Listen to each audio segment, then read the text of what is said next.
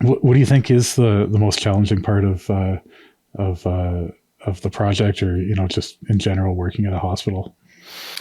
Yeah, so I will start off by saying that the team we have of this project, I'm grateful every day for the team we have, both at Elliston, but most importantly, like the stakeholders, the owners, the client Hmm. reps, and the consultants. Like it's very unique that 2 years into a job, everyone is still working along really well, and we're all friends. But this is one of those rare opportunities where we've really been able to maintain that relationship, and that kind of leads. What is the most difficult part of this project? It's logistics, hands down. It's coordinating.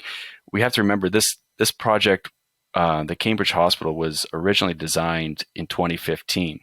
So here we are, a pandemic later, and we're finally constructing this thing. So the things they thought were important 8 years ago have now shifted. So a lot of the design is being modernized as we move through this project to bring it up to modern standards. So not only are we dealing with the logistics of coordinating with the hospital, but then we have designs that are continuously evolving as we move through the cycle, which has just been so challenging to manage. But luckily we have such a great team that we all understand like this is a tough project, but we have to get through this together. And so far, it's been a success.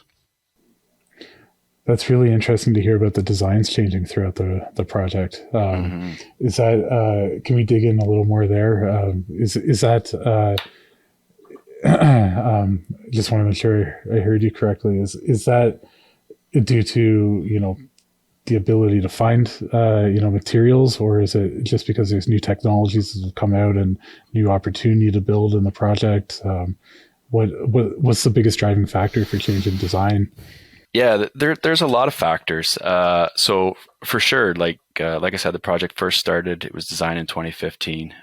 So back then, they scoped all this different equipment, hospital equipment, or even like different types of tile and flooring that was available in 2015 is no longer available today, or the Right. dimensions, or the fan specs, or the fan weights have changed since 2015.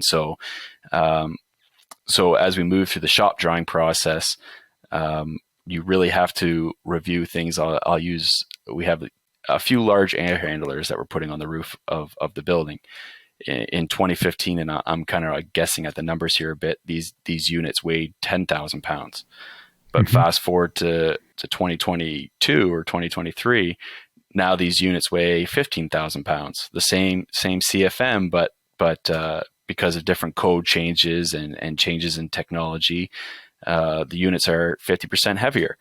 Well, that changes the steel size that we need to support these fans.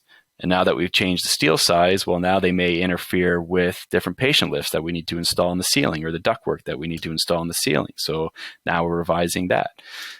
So it's kind of like just this ripple effect that is created. And then there's, as well as the pandemic, you can't ignore the effect that the pandemic has had on how hospitals need to serve their communities. Um, so whereas recovery space may have been important in 2015, now more beds is important. So it's really been evolving both with the change in materials and products, but as well as the needs of the community.